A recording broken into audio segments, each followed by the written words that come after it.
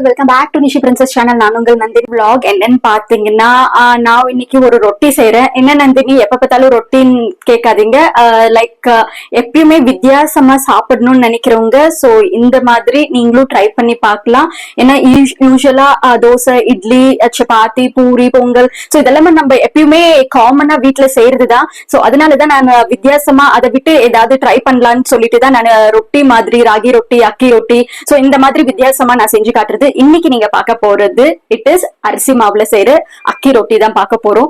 முட்டை கார சட்னி, அதுவும் இதுவும் செம்ம காம்பினேஷன். சோ இன்னைக்கு வந்துட்டு ஒரு காம்பினேஷனான வீடியோ தான் பார்க்கணும். வெறும் அக்கி ரொட்டி மட்டும் இல்லாம அதுக்கு கூடவே ஒரு ஸ்பைசியான டொமேட்டோ சட்னி கண்டிப்பா உங்க எல்லாருக்குமே பிடிக்கும். வாங்க பார்க்கலாம். வந்துட்டு என்ன செய்ய போறேன்னா நான் வந்துட்டு சட்னி நாட்டி டொமேட்டோ தான் எடுத்து வச்சிருக்கேன். சோ ஃபாரம் கூட எடுத்துக்கலாம். கொஞ்சம் நாட்டி தக்காளி எடுக்கிறதுனால என்னன்னா கொஞ்சம் புளிப்பு தன்மை கிடைக்கும், நல்லா இருக்கும்ன்றதுக்கோசரம் நான் நாட்டி டொமேட்டோ எடுத்திருக்கேன். சோ இது நம்மளோட இஷ்டம் தான். இது கிட்ட ஒரு 10 தக்காளி இருக்கும். சோ 10 தக்காளி இந்த மாதிரி கட் பண்ணி வச்சிருக்கேன். இது காயறதுக்குள்ள சோ நான் என்னென்ன இன்கிரீடியன்ஸ் எடுத்து வச்சிருக்கேன்னு சொல்லிடுறேன். மிளகாய் எடுத்து வச்சிருக்கேன். மிளகாய் என்னன்னு பாத்தீங்கன்னா இது வந்துட்டு பியாட்கே சில்லின்னு சொல்லுவாங்க. இது ஒரு 4 சில்லி எடுத்திருக்கேன். ஏன் இதுனா இது கலர் கொடுக்கும். ஆக்சுவலி சட்னிக்கு பாத்தீங்கன்னா இது கலர் கொடுக்கும். அப்புறமா காரத்துக்கு வந்துட்டு சின்ன மிளகாய், நார்மல் மிளகாய் தான் காரத்து மிளகாய் எடுத்து வச்சிருக்கேன். அது ஒரு குட்டிசா இருந்ததுனால ஒரு 10 மிளகாய் எடுத்திருக்கேன். அப்புறமா கருவேப்பிலை. இப்ப வந்துட்டு நான் எண்ணெய் சேர்த்துக்கிறேன். ஒரு 2 to 3 டேபிள் ஸ்பூன் அவளுக்கு எண்ணெய் இருந்தா. இப்ப எண்ணெய் காஞ்சிருச்சு. ஒரு 1.5 டேபிள் ஸ்பூன் அவளுக்கு கடலைப்பருப்பு எடுத்துட்டு இருக்கேன். அதுக்குள்ள பாத்தீங்கன்னா வேர்க்கடலை, இல்ல ஒரு கைப்பிடி அளவுக்கு வேர்க்கடலை. இதுக்கு பாத்தீங்கன்னா இதுதான் டேஸ்டே கொடுக்க போகுது. இதை நல்லா வறுத்துக்கிறேன். ஒரு 1/2 டேபிள் ஸ்பூன் அவளுக்கு சீரகம் சேர்த்த உடனே மிளகாய் சேர்த்துக்கிறேன். அதுக்கப்புறமா கருவேப்பிலை. இப்ப ஒரு 10 பல்லு அவளுக்கு பூண்டு போட்டது எல்லாமே நல்லா ஸ்லோ ஃப்ளேம்ல வச்சு வதக்கிக்கலாம். இது பாத்தீங்கன்னா நம்ம போட்ட மிளகா சரி, அதுக்கப்புறமா அந்த கருவேப்பிலை நல்லா எண்ணெயில ஃப்ரை ஆகி கமகமான வாசனை வருது. சோ இது இந்த மாதிரி எண்ணெயில ஸ்லோவா வதக்கும் போது செம ஃபிளேவரா இருக்கும். இப்ப இதை நல்லா தக்காளி சேர்த்துறேன். எல்லாமே நல்லா வறுப்பட்டுருச்சு. இப்ப வந்துட்டு தேவைக்கேற்ப உப்பு சேர்த்துக்கிறேன். நானு டெக்னிக்கு இவ்வளவுதான் இன்கிரீடியன்ஸ். புளி நான் சேர்க்க மாட்டேன். ஏன்னா நான் ஆல்ரெடி எடுத்திருக்கிறதே வந்துட்டு புளிப்பு தக்காளி தான். நாட்டி தக்காளி எடுத்துக்கிறதுனால நாட்டி தக்காளி ஆல்ரெடி புளிப்பா தான் இருக்கும். அதனால புளி சேர்த்துக்கிறது இல்ல. சோ இந்த சட்னிக்கு வந்துட்டு இது புளி சேர்க்காம தான் செய்ய போற. புளிப்பு ஆல்ரெடி நம்மளுக்கு இருக்கும். ஒருவேளை நீங்க ஃபாரம் தக்காளி எடுத்து அதுக்கு வந்துட்டு உங்களுக்கு புளி வேணும்னு நினைக்கிறவங்க கொஞ்சம் புளி ஆட் பண்ணி கூட செய்யலாம். இப்ப வந்துட்டு அரிசி மாவு ரொட்டிக்கு வந்துட்டு நான் பாக்கெட் மாவு தான் எடுத்துட்டு இருக்கேன். 1 கப்பு. இப்போ ரொட்டிக்கு தேவையான உப்பு சேர்த்துட்டு இருக்கேன். ரொட்டிக்கு தேவையான உப்பு சேர்த்ததுக்கு அப்புறமா இங்க வந்துட்டு நான் எப்பயுமே ரொட்டி செய்யும் போது நான் வந்துட்டு பிளேவர்ஃபுல்லா இருக்கிறதுக்கோசரம் கீரை ஆட் பண்ணி தான் செய்வேன். இது நம்மளோட ஆப்ஷன். சூப்பர் ஸ்மெல் இருக்கும். சோ அதனால வந்துட்டு இதை யூஸ் பண்றது. அதுக்கப்புறமா கொத்தமல்லி எடுத்து வச்சிருக்கேன். நான் வெங்காயம் பாத்தீங்கன்னா ஒரு மீடியம் சைஸ் வெங்காயம் எடுத்திருக்கேன். மீடியம் சைஸ் வெங்காயம் வந்துட்டு திருவி வச்சிருக்கேன். ஏன் திருவி போடணும்னு இதுக்கு கேட்டீங்கன்னா ரொட்டி தட்டும் போது வந்துட்டு கொஞ்சம் பெருசா இருந்துச்சு அந்த மாதிரி இருக்கும் போது ரொட்டி வந்து பிரிஞ்சு வரும். எதனாலனா நம்ம மெலிசா தட்ட போறோம் ரொட்டி. சோ அதனால இந்த மாதிரி திருவி போடும் போது அந்த மாதிரி ஆவறது வந்துட்டு சான்ஸ் கம்மி. கொஞ்சமா ஓமம் எடுத்திருக்கேன். ஓமமே நல்லது. அதுக்கப்புறம் பிளேவர் கொடுக்கும். ஒரு 1/2 டேபிள் ஸ்பூன் அவளுக்கு சீரகம், பொடிசா கட் பண்ண பச்சை மிளகாய். இது எல்லாமே இப்ப நம்ம ரொட்டியில சேர்த்து பிசைஞ்சுக்கலாம். ஒன்னொன்னு ஆட் பண்ணிட்டு இருக்கேன். கொத்தமல்லி, வெங்காயம், பச்சை மிளகாய், அதுக்கப்புறமா சோம்பு, சீரகம். தண்ணி ஊத்தாம நான் பிசைஞ்சுக்க போறேன். ஏன்னா வெங்காயத்திலயுமே நம்மளுக்கு தண்ணி இருக்கும். நான் இன்னைக்கு பாத்தீங்கன்னா வெங்காயமும் கீரையும் மட்டும் தான் எடுத்திருக்கேன். ஆக்சுவலி இதுக்கு பாத்தீங்கன்னா திருவி வச்சு நம்ம பொடிசா திருவின கேரட் சேர்த்துக்கலாம். அதுக்கப்புறமா கீரைக்காவுமே நம்ம வெள்ளரிக்காய் இருக்கு இல்லைங்களா, வெள்ளரிக்காவுமே திருவி சேர்த்துக்கலாம். சோ நான் வந்துட்டு நீங்க பாத்திருப்பீங்க ராகி ரொட்டிக்கு வந்துட்டு அதெல்லாம் போட்டு இருந்தேன். ஈஸி அண்ட் டேஸ்டியா நம்ம ராகி ரொட்டியும் அக்கி ரொட்டியும் செஞ்சிடலாம். வராதுன்னு சொல்லிட்டு நம்மளுக்கு யோசிக்கவே தேவையில்லை. அதனாலதான் நான் உங்களுக்கு இது செஞ்சு காட்டுறேன் எவ்வளவு ஈஸியா இது செய்ய முடியும்னு. பெசியறதுமே பாத்தீங்கன்னா எவ்வளவுமே எனக்கு டைமே எடுக்கல. 5 நிமிஷம் தான். அதுவும் இல்லாம நான் வந்துட்டு நார்மல் வாட்டர் தான் எடுத்துட்டு இருக்கேன். நாட் ஈவன் ஹாட் வாட்டர் கூட யூஸ் பண்ணாம தான் செய்ய போறேன். சோ இப்ப பாத்துக்கலாமா? தவா வந்துட்டு ஹீட் பண்ணிட்டு அதுக்கப்புறம் ரொட்டி செய்யறது எப்படின்னு பாத்துடலாம் வாங்க. இப்ப வந்துட்டு ரொட்டி தவா ஆன் பண்ணி வச்சுட்டேன். ரொட்டி செய்யறதுக்கு வந்துட்டு நானு அப்பவே நான் லாஸ்ட் டைம் ராகி ரொட்டி செஞ்சிருக்கும் போது சொல்லிருப்பேன். ஓல்கே பேப்பர் அப்படின்னா என்னன்னு பாத்தீங்கன்னா ஒப்பட் செய்யற பேப்பர் ஆக்சுவலி இது. சோ இந்த பேப்பர் இருக்கிறது வந்துட்டு ரொம்பவே யூஸ்ஃபுல் ஆக்சுவலி. என்னன்னு பாத்தீங்கன்னா நம்மளுக்கு ஒட்டாம வரும். அதே மாதிரி வாழை இலை இருக்குதுன்னு நினைக்கிறவங்க கூட வாழை இலையை யூஸ் பண்ணிக்கலாம். இல்ல பட்டர் பேப்பர் வந்துட்டு பேக்கிங் பேப்பர் இருக்கும் இல்லைங்களா, சோ பேக்கிங் பேப்பர் இருந்துச்சுன்னா பேக்கிங் பேப்பருமே யூஸ் பண்ணிக்கலாம்.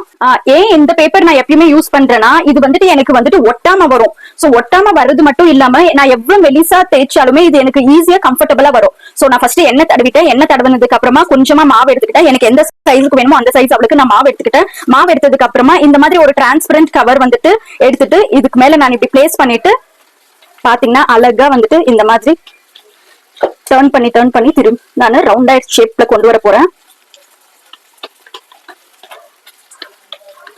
எவ்வளவு ஈஸி அண்ட் ஃபாஸ்ட்.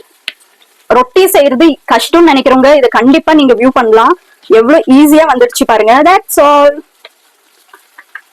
சோ எவ்வளவு ஈஸி பாத்தீங்களா? ரொட்டி செய்யறது கஷ்டம் யாருமே நினைக்க கூடாது. இப்போ தவால போட்டு எடுத்துடலாமா?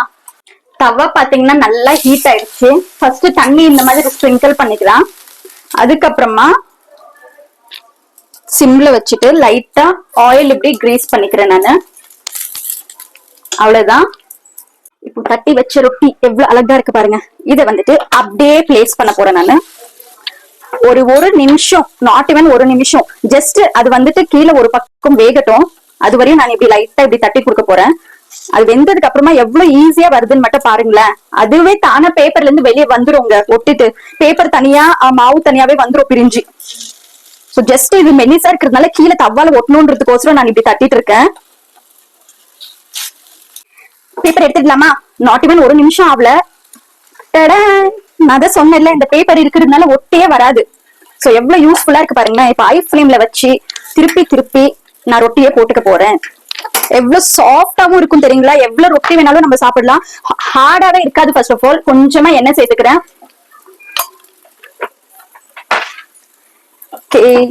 எவ்வளவு ஈஸியா பாக்குறதுக்கு. கலர் பாருங்க. இது கூட நான் ஆக்சுவலி கேரட் சேர்த்திருக்கணும் இருந்துச்சு. சேர்த்திருந்தா இன்னுமே கலர்ஃபுல்லா இருந்திருக்கும். அந்த கீரையோட கலர், பச்சை மிளகாய், அதுக்கப்புறமா கொத்தமல்லி, அது மட்டுமே பாத்தீங்கன்னாலுமே எவ்வளவு கலர்ஃபுல்லா இருக்கு பாருங்க. சோ நெக்ஸ்ட் திருப்பி போட்டுக்கிறேன்.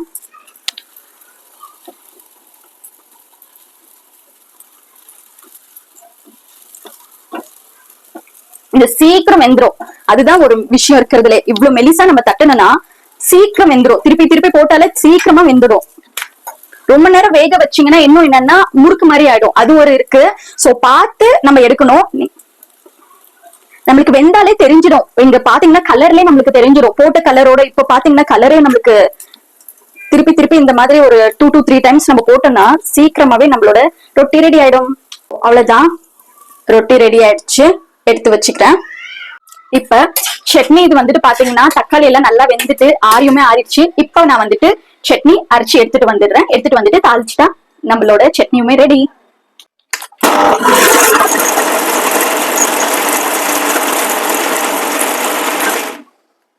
சட்னி பாத்தீங்கன்னா அரைச்சாச்சு. இப்போ தாளிச்சுமே ஆச்சு.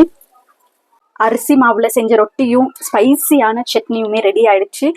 ஒரு ரொட்டி நல்லா இருக்குன்னு பார்க்கும் போது நம்மளுக்கு எப்படி தெரியும்னா, இங்க பாருங்க, இத ஃபோல்ட் பண்ற விதத்திலேயே பாத்துக்கோங்க.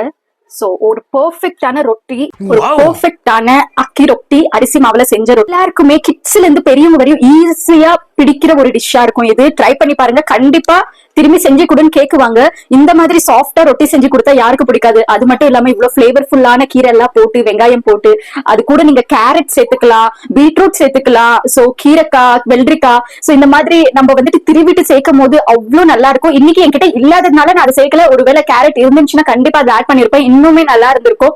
இன்னைக்கு இதை சாப்பிட்டு நானும் என்ஜாய் பண்ண போறேன். கண்டிப்பா நீங்களும் ட்ரை பண்ணி எப்படி இருக்குதுன்னு எனக்கு கமெண்ட்ல மென்ஷன் பண்ணுங்க. ஜஸ்ட் வித்தின் ½ an hourல செய்யக்கூடிய ஒரு பிரேக்ஃபாஸ்ட். கண்டிப்பா நீங்களும் ட்ரை பண்ணி பாருங்க, உங்களுக்குமே பிடிக்கும். இவ்வளவு நேரம் இந்த வீடியோ பொறுமையா பார்த்ததுக்கு நன்றி. நீங்க நிஷி பிரின்சஸ் சேனலுக்கு சப்போர்ட் பண்ணணும்னு நினைச்சீங்கன்னா லைக் பண்ண, ஷேர் பண்ண, சப்ஸ்கிரைப் பண்ண, அதே ஃபேஸ்புக்கா இருந்தா ஃபாலோ பண்ண மறக்காதீங்க. தேங்க்ஸ் ஃபார் வாட்சிங்.